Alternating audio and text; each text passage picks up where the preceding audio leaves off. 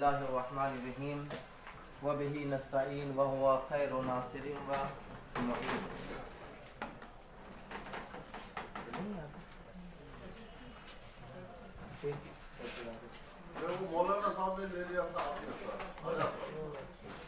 चलिए आगे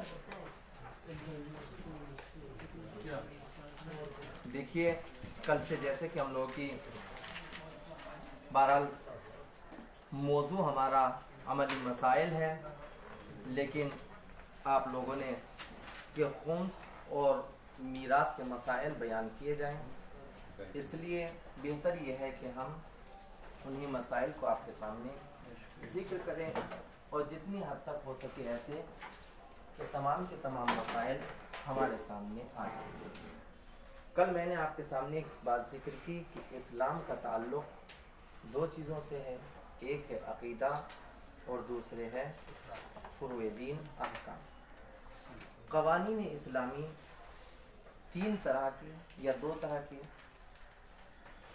कुछ क़वानीन का ताल्लुक़ वो है कि जो इंसान को ये बताता है कि इंसान का उसके खालिक, उसके मालिक, उसके परवरदिगार से क्या राबता और क्या वास्ता है, क्या ताल्लुक़ है इन दोनों के दरमियान, और उन ताल्लुक़ को, उस ताल्लुक़ को कैसे अदा किया जाए, उसकी ज़रूरतों को कैसे पूरा किया जाए। और दूसरे मैंने कहा कि वो चीज़ें हैं कि जो एक इंसान का दूसरे इंसान से राबता क्या है, ताल्लुक़ को बयान करते हैं। फिर मैंने जो उसमें एक जुमला कहा था वो जुमला ये कि खुदावंद आलम ने जितने भी अहकाम अपनी इबादत के शक्ल में हमारे सामने पेश किए हैं, उन अहकाम का मकसद उसको अपनी बड़ाई बताना कि हम अगर उसकी इबादत करेंगे तो उसकी बड़ाई करेंगे, उसकी शान में कुछ इजाफा कर देंगे, या अगर हम उसकी ताज़ीम नहीं करेंगे तो हम उसकी शान में कुछ कोताही कर देंगे। जैसे हमारे और आपके दरमियान कि मसलन मैं आपके यहाँ बिलफर्ज या आप यहाँ पर आए हैं कि अगर आप मुझको कुछ बोल देंगे तो मेरी शान के हाँ लफला, ये एक छोटा सा तालिब इल्म यहाँ पर मौजूद है, उसने उस्ताद को मसलन कोई जवाब दिया बिलफर्ज, या मैं आपके यहाँ काम करने के लिए गया, आपके नौकर ने आपको जवाब दे दिया, तो उससे जब 10 लोगों के सामने जवाब दे दिया जाएगा तो आदमी का खुद ब खुद सर शर्म से झुक जाता है कि इसने हमारी इज्जत को पामाल कर दिया। या एक बेटे ने बाप को जवाब दे दिया ऐसे मकाम पर कि जहाँ पर 2, 4, 6, 10, 15, 20 आदमी थे, तो क्यों? इसलिए कि उसने नाफरमानी करके मेरी शान और मेरी अजमत को घटा दिया है। लेकिन खुदावंद आलम की ज़ात ऐसी, चाहे मैं उसके हुक्म को मानूं चाहे न मानूं, मानूंगा तो मैं उसकी शान में कोई बुलंदी, अगर एक बेटा बाप के हुक्म को माने तो ये उसकी अजमत का सबब बनेगा कि कितना मुतियो फरमा बरदार बेटा है, कैसा बाप है कि जिसने ऐसी तरबियत की मसला। और नाफरमानी करे जगह जगह पर तो बेटे को बाद में कहेंगे, बाप को पहले कहते हैं। लेकिन खुदा के यहाँ ऐसा कुछ भी, दूसरे बंदों का बंदों से ताल्लुक क्या है, राबता क्या है, बेटा बाप के साथ, बाप बेटे के साथ, भाई भाई के साथ, और शौहर बीवी के साथ, बीवी शौहर के साथ, और इस तरह के जितने भी, एक मोमिन दूसरे मोमिन के साथ, एक इंसान दूसरे इंसान के साथ, वो तमाम इन्हीं ताल्लुकात में से एक ताल्लुक होता है इक्तिसादी निज़ाम। और गौर के साथ सुनिएगा इन चंद बातों को।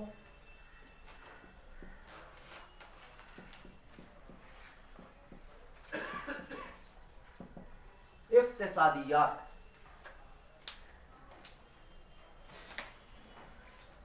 इस्लाम का, क्योंकि हमको सीधे सी पाना है, अगर इनके तमाम मुकदमे तो बहुत वक्त लग जाएगा। इक्तिसादी निज़ाम, इस्लाम के इक्तिसादियात में बहुत सी चीज़ें शामिल हैं। उन इक्तिसादियात में से एक ज़कात, खुम्स वगैरह वगैरह। मुझको जो आपके सामने बयान करना है वो निज़ाम खुम्स को बयान करना है। ये खुम्स का निज़ाम कुछ और नहीं है, ये निज़ाम इक्तिसादी है इस्लाम का।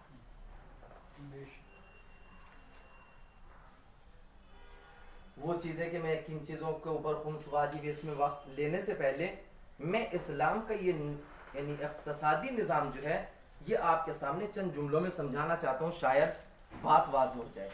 बहुत से अफराद हमारे यहाँ ये कहते हैं कि मसलन ये जो दूसरे फ़िरक़े वाले कह सकते हैं कि इस्लाम ने जुल्म किया है मुसलमानों के ऊपर, या खुद मुसलमान, मेहनत हमने किया है, कमाया हमने है, ज़बरदस्ती कहते हैं कि खुमुस निकालो।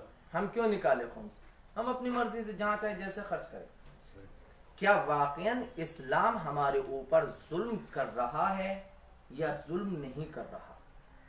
इस निजाम का ताल्लुक किससे है और क्या है? पहले मैं आपसे, इस्लाम ने हमसे मुतालबा किया है खुम्स का, लेकिन कब?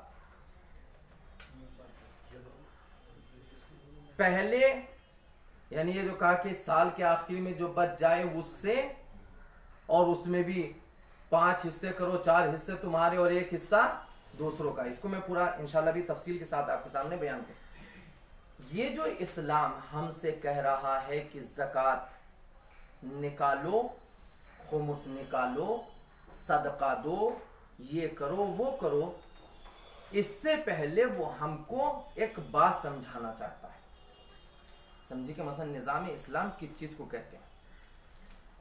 पहले वो अपने हर मानने वाले को, अगर वो मुझसे मुतालबा कर रहा है कि एक मुसलमान के ऊपर खुम्स वाजिब है, इसका मतलब ये है कि इस्लाम मुझसे ये कह रहा है कि तुम इक्तिसादियात में इतने आगे बढ़ जाओ, इतने आगे बढ़ जाओ कि तुम अपने पूरे साल का खर्च भी निकालो, खर्च निकालने के बाद जो चीज बचे उसका 4 हिस्सा अपने पास रखो, 1 हिस्सा फिर दूसरे को दो।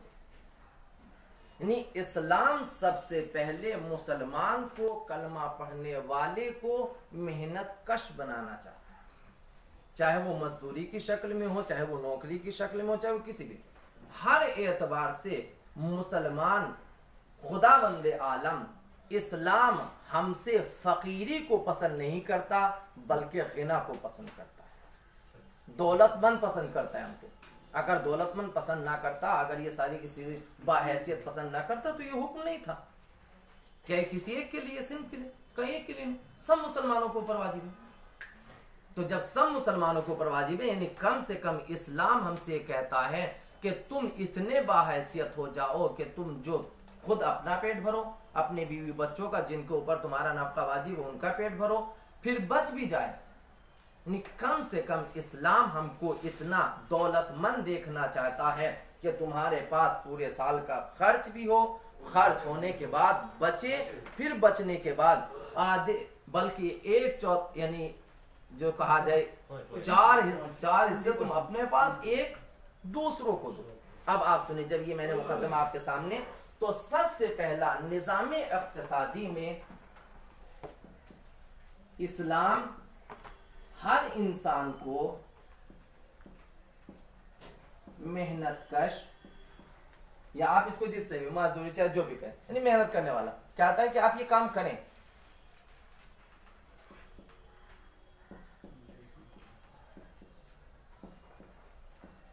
वो गुर्बत को पसंद नहीं करता कि आप किसी के जाके दर पे हाथ फैलाएं।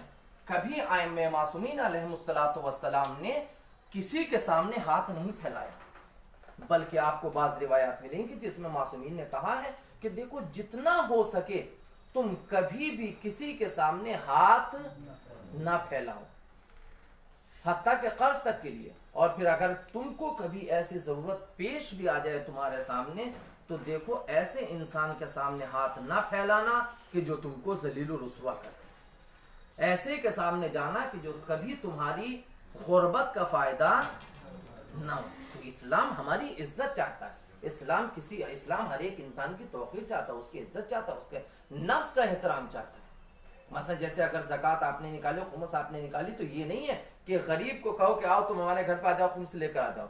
नहीं, मैं अगर दौलतमंद हूं तो मुझको कहा है कि तुम जाओ उसके दरवाजे पर और ऐसे देकर आओ कि अगर तुमको ये एहसास है कि अगर मैं उसको ये कहकर दूंगा कि ये खुम्स है तो उसका सर झुक जाएगा, तो कुछ नहीं, ये कहकर आ जाओ कि ये लो मेरी तरफ से या किसी भी उन्वान से आप दे सकते हो, झूठ भी नहीं होगा, चूंकि आप एक मोमिन की इज्जत का ख्याल कर रहे हो। तो इस्लाम हर इंसान को दौलतमंद देखना चाहता है। इस्लाम हर इंसान को साहिब हैसियत देखना चाहता है। इस्लाम मुसलमान को गरीब और फकीर नहीं। तो निज़ाम इक़्तिसादी में जहां पर भी इस्लामी माहौल होगा वहां पर सबसे पहले हमारी जिम्मेदारी है कि हम अपने आप को इतना मजबूत करें इक़्तिसादियात में, दौलत में, कि हम अपना भी पेट भरें और उसके सहारे हम दूसरे गरीबों का भी पेट भरें। पहली चीज।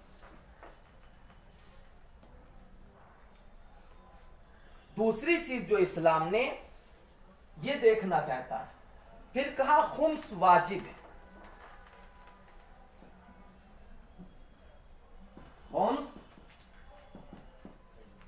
खुम्स क्या है? कि आपको 5वां हिस्सा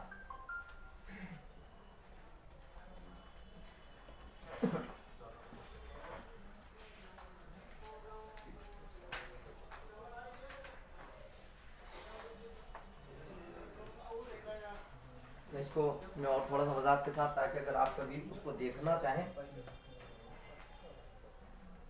तो सिर्फ डायरेक्ट नहीं ना पहुंच जाए। जब आप ये दौलतमंद साहिब हैसियत जो आप लिखना चाहें वगैरह वगैरह जो भी, ये हमसे चाहता है, पहला निजाम उसका ये है। दूसरा, ये जो आपने अपने लिए दौलत जमा की है, इस दौलत का पहला मसरफ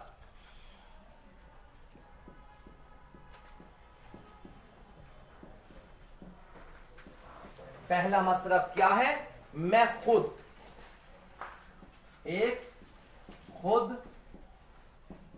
इंसान, दूसरे उसके अहलो अयाल, बीवी है, बच्चे हैं, अगर माँ बाप है, वाजिब नहीं लेकिन अखलाक के तौर पर माँ बाप हैं, या और इस तरह का कोई भी कि जिनका नफा मेरे ऊपर वाजिब है, उसने बीवी बच्चे, खुद इंसान, और ये यानी इस दौलत का जो आप साहिब हैसियत, इस्लाम ने आपको चाहता है कि आप ऐसे बने, दौलतमंद बने, उस दौलत का पहला मसरफ खुद इंसान है। आप अपने ऊपर, अपने साथ साथ अपने अहलो अयाल के ऊपर पूरे साल आप खर्च कीजिए।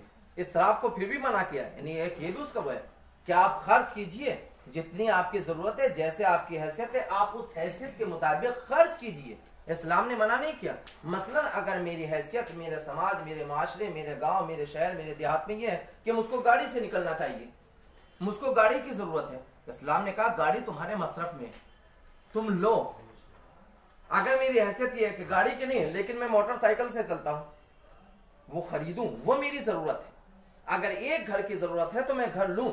अगर मेरी हैसियत यह है कि मैं रोजाना हफ्ते में एक मरतबा एक जोड़ा बदलूं, दूसरे दिन दूसरा, तो इस्लाम कहता है कि अगर तुम्हारी यही हैसियत है कि अगर तुम बदल के नहीं निकलोगे तो लोग तुमको गिरी हुई नजरों से, अच्छा कल तो अमीर बाप के बेटे थे, आज फटीचर हो गए हो, तो इस्लाम कहता नहीं, तुम अपने लिए वैसी हैसियत बना के रखो। हमको इस्लाम गरीब नहीं। तो सबसे पहले मुझको अपनी, अब क्या जरूरत है हैसियत के मुताबिक, मेरी हैसियत है कि मैं साइकिल से चलूं और खरीद के चलूं गाड़ी, ये मेरी हैसियत, तो वो हो जाएगा इसराफ बिलफर्ज। या मसला एक हैसियत है कि मेरे पास मतलब 5 जोड़े कपड़ा होना चाहिए, मैंने बना डाले 20, ये हो जाएगा इसराफ, क्योंकि मुझको उसकी जरूरत ना, ऐसी हैसियत है ना उसकी जरूरत है। या घर में मसला मेरे घर की हालत ये है कि कोई भी आकर देखेगा कि यार इसके घर में 2-4 बर्तन होना चाहिए, 10-5 ये होना चाहिए, ये होना चाहिए। अगर उसके बाद मैं घर में टाइल्स भी लगा लूँ, हाँ कहीं से हराम जरूर लेकर आया है, इसको कहीं से हराम की दौलत। तो जितनी जरूरत है, जितनी मेरी हैसियत है, जैसी मेरी औकात है, उस औकात, उस हैसियत के मुताबिक मैं अपने अखराजात को पूरे करूंगा, अपने बच्चों के अखराजात को, चाहे वो तालीम है, चाहे वो फला, वो जब मसरफ क्या क्या है, यानी क्या क्या जरूरत है इंसान की, वो मैं आपके सामने। तो पहली इस दौलत का मसरफ खुद इंसान, इंसान के अहलो अयाल है। जब ये इंसान इन दोनों के ऊपर खर्च कर चुका, अगर कर चुका है, तो अब ये देखे साल के मसला पहले दिन से, इस दिन से मैंने काम शुरू किया था, मुझको इतना बजट हुआ, फिर ये आखिरी का मसला साल का या आखिरी दिन है, इस दिन मैंने मसला इस महीने में मैंने 1 लाख, 2 लाख, 4 लाख, 10 लाख रुपया कमाया, 1000 रुपया कमाया।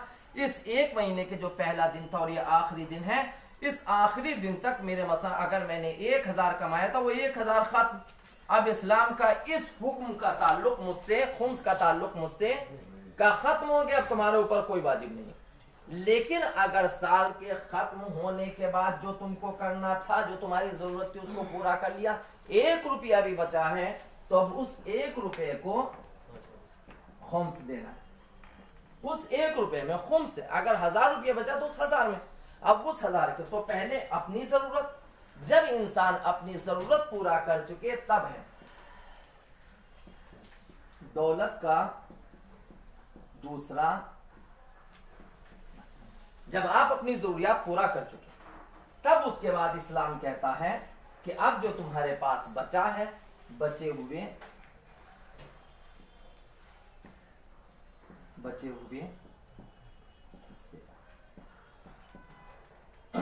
का जो बचा है, अब तुमको इसमें क्या है, खुम्स वाजिब है। खुम्स क्या है? 5वां हिस्सा। अब मैं यहां पर एक बहुत अहम पॉइंट कहना चाहता हूं कि हमारे जहन से वो बात न जाए।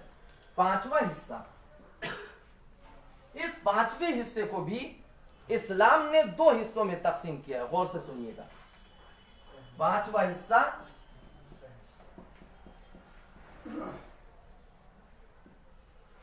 एक खुदाओ रसूलो इमाम, यानी उसका आधा हिस्सा किसका है? ये। दूसरा गरीब सादा। आजकल पूरी दुनिया में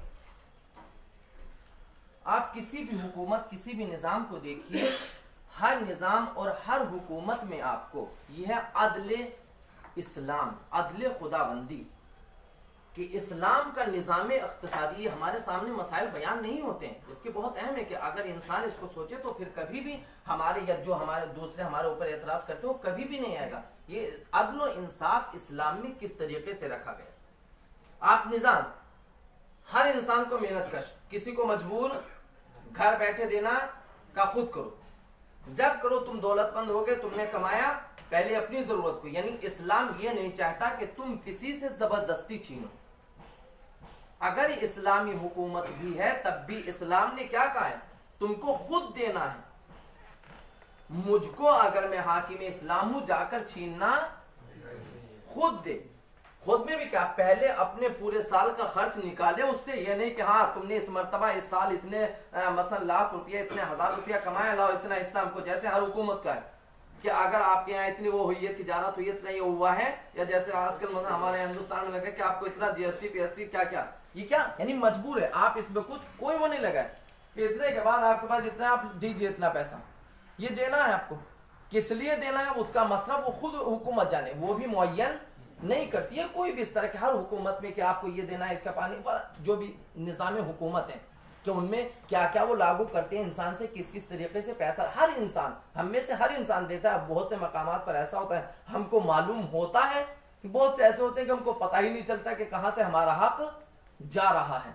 इस्लाम कहता है हम तुमसे लाइल्मी में नहीं लेना चाहते, हुकूमतें लाइल्मी में हमसे ले लेती हैं, लेकिन इस्लाम हमसे, हमको जाहिल रखकर हमारा हक नहीं लेना चाहता। हमारा हक है कि जब तुमने कमाया, तुम्हारा हक था, तुम पहले अपने ऊपर खर्च करो, जब अपने ऊपर खर्च कर लोगे तब तुम्हारा यह हक था, तुमने किया, जरूरतों को पूरा किया, फिर जब बचा अब अपने इख्तियार से तुम क्या करो, 4 हिस्से अपने पास रखो, 1 हिस्सा तुम कानून के एतबार से निकालो। निकालने के बाद होना यह चाहिए था कि पूरा का पूरा तुम नबी रसूल और इमाम को जाकर दे दो, पूरा का पूरा उसका, वो जो चाहे जहां चाहे जैसे खर्च कर सकता है। लेकिन इस्लाम ने क्या कहा, 2 हिस्से तुम उसके करना जो तुमने 5वां हिस्सा दिया। उस 5वें हिस्से को 2 हिस्सों में आधा ये होगा और आधे में इंसान होंगे, यानी एक तरफ खुदा रसूल खुदा या उसका नुमाइंदा है, दूसरी तरफ गरीब आवाम है, इंसान है। यानी इस मकाम पर खुदावंद आलम ने इंसान को अपने साथ आधे में शरीक किया। अपने को ये नहीं कि अगर मैं खुदा हूं, अगर ये रसूल है, अगर ये इमाम है तो नहीं इसका इतना होगा और इसका नहीं। यहां पर लाकर उसने अदल कि देखो ये जो 5वां हिस्सा होगा हम इसको 2 हिस्सों में तकसीम कर रहे हैं, आधा हमारा होगा चूंकि हुकूमत हम चलाएंगे, निजाम हम चलाएंगे। किसी भी निजाम को चलाने के लिए दौलत का होना जरूरी है, पैसे का होना जरूरी है। तो ये जो हमारा हिस्सा होगा हम इससे निजाम इस्लामी चलाएंगे, ये जो हिस्सा होगा हम इससे गरीबों की परवरिश करेंगे। हमारे हाथ में दिया, तुम अपने हाथ से दो। और फिर गौर करें इस पर कि जब तुम ये दो गरीब सादात का हक, तो पहले ये देखो तुम्हारे खानदान में तो कोई गरीब नहीं है। ये इंसानी, चूंकि इंसान अपने को पसंद करता है, मेरा, अगर ये मेरा खत्म हो जाए तो बहुत से हुए, लेकिन इस्लाम ने यहां पर उसको खत्म नहीं किया, वो इंसान को बेदार कर रहा है। वो इस मेरे को खत्म, यहां पर भी मेरा का पहले खुद, यानी मैं अपने ऊपर खर्च करूं, मेरे बीवी बच्चे, मैं अपने बीवी बच्चों के ऊपर खर्च करूं। फिर यहां पर जब आया कि एक तो तुमने हमको दे दिया, फिर जब तुम यहां पे सादात गरीब को दो, इंसानों को दो, तो उसमें पहले ये देखो कि तुम्हारा कोई अजीज, कोई रिश्तेदार गरीब तो नहीं है। अगर गरीब है तो ये जो हक सादात है पहले उस गरीब को जाकर दो। लेकिन हम तो गैर सीधे, हम कैसे आप नहीं देंगे, सादात को देंगे। अगर आपको उसमें नहीं तो जो सादात है वो आपके करीब जो है, अभी वो फिर मैं आगे जा रहा हूं कि अगर मैं सादात हूं, मैंने निकाला तो पहले मैं अपने उसमें दूंगा। अगर कोई नहीं है तो मेरे अड़ोस पड़ोस कौन है मैं उनको देखूंगा। अगर मेरे गांव में, मेरे देहात में, मेरे शहर में कोई मेरे आसपास नहीं है तो जो पास वाले गांव देहात है आप उसमें देखें वहां कौन है। ये देखिए, यानी चूंकि इब्तदा प्यार, मोहब्बत और ये तमाम की तमाम चीजें कहां से चलती हैं? घर से। पहले खुद अपने आप से, अपने आप के बाद जब इंसान फिर किसको चाहता है? बीवी बच्चों को, फिर उन तक पहुंचो। फिर उसके बाद अजीज और रिश्तेदार होते हैं। जब अजीज और रिश्तेदार से निकले अब आस पड़ोस वाले होते हैं। जब आप अड़ोस पड़ोस वालों को वहां कोई न मिला तब जो पास गांव होते हैं वो होते हैं, रवाबित इनसे। फिर शहर बढ़ा, अगर वहां शहर में नहीं, जब तक आपके शहर में कोई है तब तक वो हक आप उसको देंगे। जब आपके यहां नहीं है फिर आप दूसरे शहर तक उसको मुंतकिल करेंगे। लेकिन इसमें कि जब मैं अपने रिश्तेदार को दे रहा था, यह है यहां पर निजाम देखिए, जब मैं अपने रिश्तेदार को दे रहा था, जब मैं अपने अजीज को दे रहा था, जब मैं अपने पड़ोसी को दे रहा था, जब मैं पास वाले गांव वालों को देना चाहता था, तो उसमें इस्लाम ने कहा कि ये देखो कि जिसको तुम देने जा रहे हो उनमें कौन मुत्तकी है और कौन मुत्तकी, कौन ऐसा है कि जो हाथ फैलाकर मांगता है और कौन ऐसा है कि घर में भूखा बैठा रहेगा लेकिन कभी आकर तुमसे मुतालबा नहीं करेगा। तो इस्लाम ये कहता है चूंकि उसके अंदर इज्जत नफ्स ज्यादा है, जो तुमसे आकर मुतालबा नहीं कर रहा है, भूखे बैठना गवारा कर रहा है लेकिन तुमसे मुतालबा करना गवारा नहीं कर रहा, इस्लाम ये कहता है तुम खुद उसके दरवाजे पर जाओ, पहले उसको दो जिसने अपने नफ्स की इज्जत को भी पामाल, जिसने हाथ फैला दिया उसने पामाल कर दिया, उसकी इज्जत नहीं रही, उसने खुद अपनी इज्जत को खाक में मिला दिया। लेकिन जिसने अभी सवाल नहीं किया उसने अपनी इज्जत को पामाल नहीं किया, लिहाजा पहले उसको दो जिसने अपनी इज्जत नफ्स का ख्याल किया है। जब आप इनको जो इज्जत नफ्स का ख्याल कर रहे हैं उसमें भी दो तरह की, कुछ वो है कि जो अपनी इज्जत नफ्स का ख्याल तो कर रहे हैं लेकिन उसके सामने एक तालिबे इल्म भी है, एक ऐसा है कि जिसको ज्यादा जरूरत है, ये कल या मसाबी जब हम इसको देंगे ये समाज और माशरे के लिए ज्यादा फायदेमंद है, ये इतना फायदेमंद नहीं है। तो इस्लाम कहता है कि जब तुम्हारे सामने ऐसा आ जाए तो फिर उसको कि जो इस्लाम समाज माशरे की ज्यादा खिदमत कर सकता है तुम उसको दो, चाहे वो दुनियावी तालिब इल्म। अगर उसकी तालीम रुक जाएगी इसका मतलब ये कि पूरी नस्ल रुक रही है, पूरी नस्ल बर्बाद हो रही है।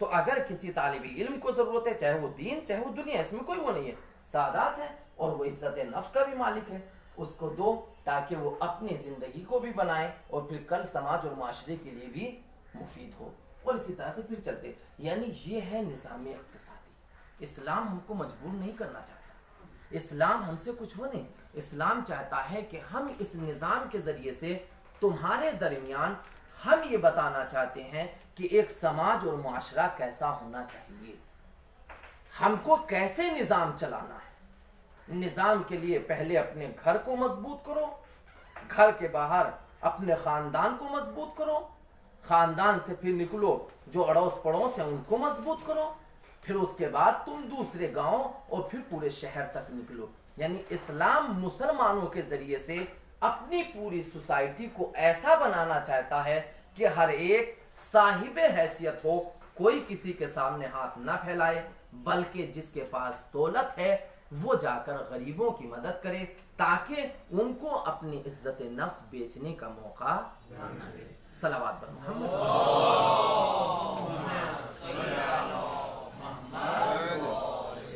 तो यहाँ तक एक निज़ाम इक़्तिसादी। मौलाना साहब, ये जो आपने बोला यहाँ पे कि दूसरा है गरीब सादात को देना, उनको ढूंढना, उसमें मराज तकलीफ का भी रोल है ना। आज कामनाई साहब के फतवा के मुताबिक हमें इसको ढूंढने की जरूरत नहीं है, बल्कि उलमा के हवाले करने की जरूरत है। वो भी सिस्तानी का अलग मसला है जी।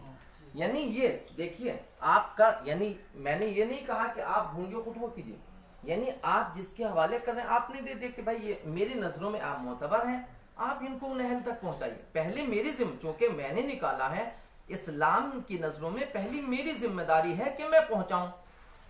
मैंने कहा मेरे पास अभी इतना वक्त नहीं है कि मैं पहुंचा सकूं, चूंकि मैं दूसरे काम मसरूफ नहीं है मेरे पास वक्त। मैंने देखा मेरी नजरों में ये मोतबर है इंसान, मैंने कहा कि भाई ये वो हिस्सा है, इसको ले जाकर तुम उनका, यानी मैं अपनी जिम्मेदारी से वो नहीं हो, फिर भी मैं ही अदा कर रहा हूं, तो इसका कोई वो नहीं है। असल अदा करना है मुझको, अगर मेरे पास खुद है। इससे क्या होता है, खुद इंसान के, यानी आप कभी जिस वक्त तरबियत होती है बच्चों की, तो उस वक्त जो छोटे बच्चे होते हैं या घर में कोई भी इस तरह का होता है, एक निज़ाम के लिए कि उसके अंदर जज्बे कुर्बानी पैदा हो। इस्लाम हमसे ये चाहता है कि देखो जब तुम्हारा छोटा बच्चा है और तुम किसी की मदद करना चाहते हो तो कोशिश करो अक्सर व बेशतर के बच्चे के सामने और खुद बच्चे के हाथ से देना। क्यों? इसलिए कि खुद उसके अंदर ये जज्बा होगा कि कल जब वो सोचेगा, वो बड़ा होगा कि हाँ मेरा बाप ये किया करता था, लिहाजा ये इंसानी एक रविश है कि हम दूसरों की मदद करें। तो पहले खुद मैं, हाँ मेरे पास नहीं है वक्त, अब इस्लाम ने उसको मजबूर नहीं किया, मैं दूसरे के हवाले करूँ, काम मेरा है, मैं अपने को दूसरे को जामिन बनाऊं कि भाई तुम मेरे तरफ से ये काम कर दो, तो उसमें कोई हर्ज नहीं है। मगर ये जो फतवा है ना इनका, जी जी उसमें हम मातहत है कि हमें देना है आलिम के हवाले, जिसके जो उनका नुमाइंदा हो, यानी हक सादात भी उसी को देना है। हाँ, तब मैं देख के फिर आपको बोल क्या, यानी हक इमाम तो है, ये उसके हाथ में देना है, सादात में उनको देना है जो नुमाइंदा है। नुमाइंदे अगर फिर उनसे कहेंगे कि हमारी सोसाइटी में कोई सादात है, उसके हाथ में जाने के बाद वो हमें अच्छा, यानी वो फिर वापस करे। हाँ तो ये कला वो अलग। हाँ। दूसरी बात है कि अब इसमें खुम्स का मसला आ गया है कि हमें देना है जी। लेकिन अगर मिसाल के तौर पर कोई दूसरे मजहब का हमसे पूछे कि मैं आपके मजहब में आऊंगा लेकिन मैं ये टैक्स क्यों दूंगा, एक खुम्स क्यों दूंगा, सवाल करेगा, हम उसको एक तो समझा सकते हैं कि गरीब जो होते हैं सादात वगैरह वगैरह, उनको मसावात तक लाने के लिए, क्योंकि अक्सर निज़ाम ये सोचते हैं कि लोगों में मसावात होना चाहिए। दूसरा सवाल वो कर सकता है कि इसमें आपने क्यों काटा मुझसे खुदा रसूल और इमाम का हिस्सा। हम बोल सकते हैं क्योंकि वो हम पे हुकूमत निज़ाम कायम करना चाहते हैं, तो लेकिन उनका सवाल हो सकता है कि आपकी हुकूमत तो ईरान में 1979 में आ गई, उससे पहले तो नहीं थी, उससे पहले हमसे क्यों ये टैक्स लिया, या दूसरे मुमालिक में गैर इस्लामी हुकूमत है, हम वहां क्यों ये टैक्स दे। देखें जी, यानी आपका सवाल, मैंने कल एक जुमला कहा था कि और अभी भी कि इस्लाम दो चीजों के मजमूए का नाम है, गौर से सुनिएगा, यानी काफिर से हमारा कोई भी वो नहीं, इस्लाम दो चीजों के मजमूए का नाम, एक है अकायद अकीदा और दूसरे हैं फुरुआत। अकायद में, गौर से इसको, मैंने कल भी जुमला कहा था लेकिन अब इसमें अकायद में जब तक मैं अपनी अक्ल शऊर से ना समझ लूं, मेरी समझ में ना आए। इस्लाम ने कहा है तुम आजाद हो। अगर एक इंसान मसलन में बिलफर्ज मुसलमान नहीं हूं, काफिर हूं, बेदी हूं, कुछ भी हूं, लेकिन मुस्तकिल सोच रहा हूं कि खुदा बंदे आलम है कि नहीं है, खुदा बंदे आलम, और रोज फिक्र करता हूं, एक दिन क्या, 2 दिन, 10 दिन, 20 दिन, 50 दिन, 100 साल, 2 साल, जितने भी मैं जिया, मैं रोज उसके ऊपर सोच रहा था, लेकिन मैं किसी नतीजे तक नहीं पहुंच पाया। लेकिन फिक्र कर रहा था कि है कि नहीं है, यानी कि बैठ गया अपने माँ बाप को नहीं है कि नहीं है, मैं किसी नतीजे तक नहीं पहुंच पाया। चूंकि इंसान फिक्र कर रहा था, गौर कर रहा था, किसी नतीजे तक नहीं पहुंच पाया, हम मजबूर नहीं कर सकते कि तुम खुदा को मानो, रसूल को मानो, कयामत वगैरह वगैरह, इनको वो चीजें, इस्लाम का वो हिस्सा कि जिसका ताल्लुक अकायद से है, उसमें उसको क्यों, यानी सवाल करने का हक है एक इंसान को। लेकिन जब मैंने ये तस्लीम कर लिया कि वो है, मैंने मान लिया, मैं उसके ऊपर ईमान ले आया, मैंने गुलामी का इकरार कर लिया, अब वो जो हुक्म देगा उस हुक्म के सामने मुझे चुनो चरा करने की जरूरत तो सबसे पहले हमारी जिम्मेदारी, यानी ये जो हम जबरदस्ती की वजह बयान करने लगते हैं बहुत से उसमें कि इसलिए वाजिब किया गया, ये इसलिए वाजिब किया गया, इस्लाम में असलन रीजन का कोई, यानी बहुत से आकाम वो है कि जिसमें रीजन बताए गए हैं, खुद मासूम ने जिक्र किया, वो भी कुल्ली तौर पर शायद जो सामने पूछने वाला था उसको एक पहलू से बता दिया, मुमकिन है तमाम पहलू उसके जिक्र और तमाम चीजों को हम समझ भी नहीं सकते हैं।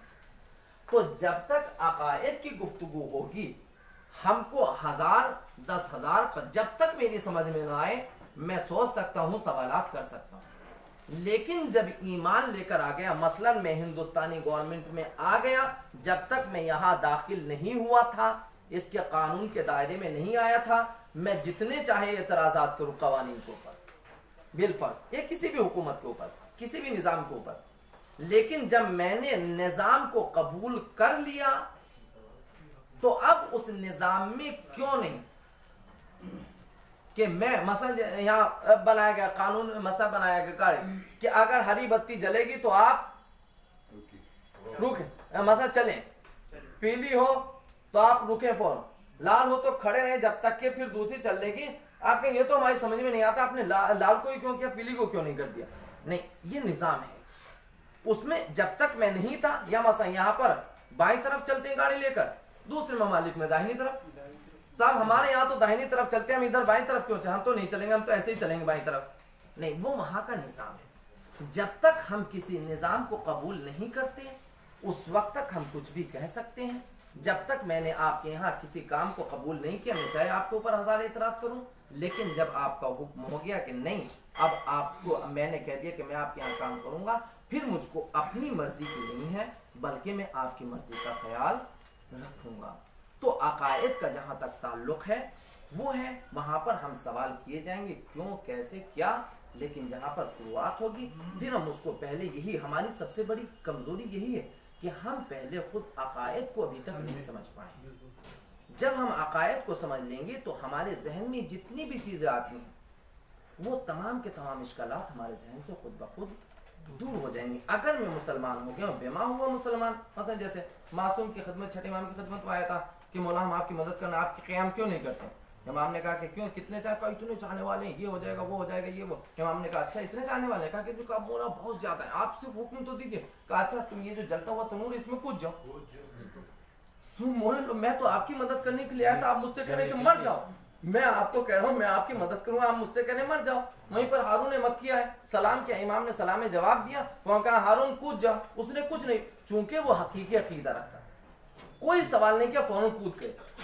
क्योंकि इमाम जो भी, जिसको मैंने अपना मौला मान लिया है, अब वो कोई भी ऐसा काम नहीं, कोई भी ऐसा हुक्म नहीं देगा कि जो मेरी मनफात में, मेरे फायदे में ना हो, वही हुक्म देगा कि जो मेरे फायदे में हो। मैं गुलाम हूं, मेरा काम है अमल करना, उनका काम है हुक्म देना। मासूम जो भी होगा कोई ऐसा हुक्म नहीं देगा कि जो हमारी जरूरत के बरखिलाफ हो।